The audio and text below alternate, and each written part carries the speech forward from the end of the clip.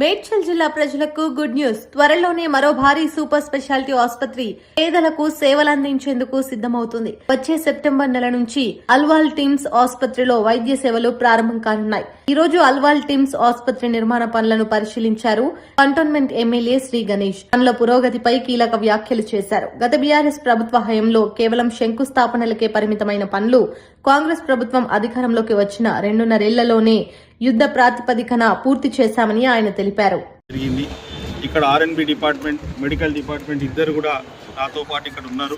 వారికి కూడా నమస్కారం. కాంగ్రెస్ నాయకులకి నమస్కారం. ఈరోజు వాళ్ళ ద్వారా తెలిసింది ఏంటంటే ఆర్ఎన్బి తరపు నుంచి 90% వర్క్ కంప్లీట్ అయ్యింది.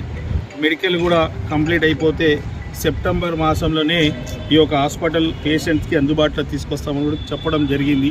ప్రభుత్వం కూడా దీన్ని తొందరగా కంప్లీట్ చేసి ఎవరైతే ఇబ్బంది పడుతున్న పేషెంట్స్ ఇప్పుడు నా దగ్గరికి రోజు కూడా నేను కూడా పోయి మొన్న ముఖ్యమంత్రి గారిని కలవడం జరిగింది. ఎక్కువ మందికి అయితే నీమ్స్కి వెళ్తా అంటారు. గాంధీ హాస్పిటల్కి వెళ్ళడం కానీ ప్రైవేట్ హాస్పిటల్కి వెళ్తే పైసలు ఎక్కువైతున్నాయి. గాంధీకి వెళ్ళడం అంటే దూరం కావచ్చు, అన్ని వసతులు అన్ని బెడ్స్ కూడా అవైలబుల్ ఉండడం కూడా కష్టమవుతుంది. ఎందుకంటే రోజు రోజు జనాభా పెరుగుతుంది. ఈ పొల్యూషన్ ద్వారా హెల్త్ ఇష్యూస్ కూడా వస్తున్నాయి. కాబట్టి ఈ హాస్పిటల్ తొందరగా అందుబాటులో తీసుకురావాలన్న ప్రభుత్వంది కూడా ఒక ఆలోచన ఉంది. కాబట్టి వారి ఆదేశాలతోటి మన కంటోన్మెంట్ ప్రజలకు కావచ్చు, మల్కాజిగిరి అల్వాల్ వాళ్ళకి అందరికీ యూస్ఫుల్గా తొందరగా ఉండాలనేసి ఇక్కడికి వచ్చినాం. తొందరగా కంప్లీట్ అయ్యేటట్టు చూస్తున్నాం. అది తొందరగా అన్నీ చెప్పిన దానికన్నా ఎక్కువనే చేసి అందుబాటులో తీసుకొస్తామని కూడా తెలపడం జరిగింది. ఇప్పుడు ఆసుపత్రి నిర్మాణ పనులు బీఆర్ఎస్ హయాంలోనే ప్రారంభమయ్యాయి. అప్పుడే 30% పూర్తయ్యాయి. ఇంకా ఆలస్యం జరుగుతుంది. ఇప్పుడు మీరు అడిగిన ప్రశ్నకి ఇందాకనే మీరు చూశారు.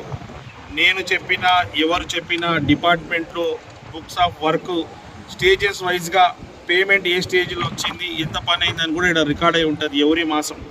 అదే మాదిరిగా మీరు అడిగిన ప్రశ్నకి బీఆర్ఎస్ ఓన్లీ కొబ్బరికాయలు కొడుతుంది, కాంగ్రెస్ ప్రభుత్వం గుమ్మడికాయలు కొట్టి ఓపెనింగ్ చేస్తారు. వారన్నీ కొబ్బరికాయలు కొట్టి సంతోషం పరంగానే.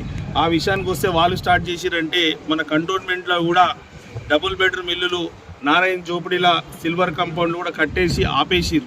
దానికి కాంగ్రెస్ ప్రభుత్వం వచ్చినాక నేను ఎమ్మెల్యే అయిన తర్వాత 10 కోట్లు దానికి బడ్జెట్ కేటాయించి అది అందుబాటులో తీసుకొచ్చి పట్టాలు ఇచ్చినాం. ఈరోజు వాళ్ళందరూ నివసిస్తున్నారు.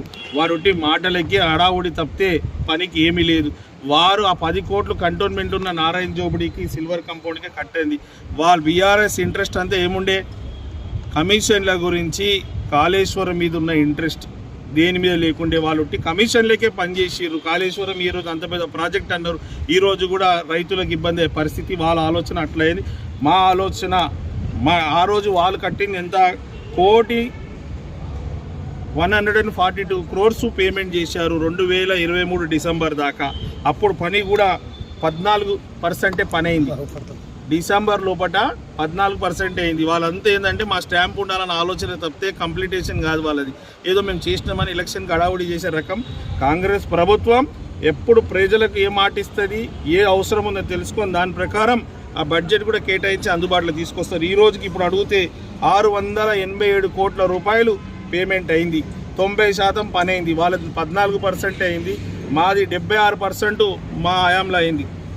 మా ప్రభుత్వంలో 76% డెవలప్మెంట్, 687 crores అంటే సుమారు 550 కోట్ల రూపాయలు మా ప్రభుత్వంలో ఇవ్వడం జరిగింది.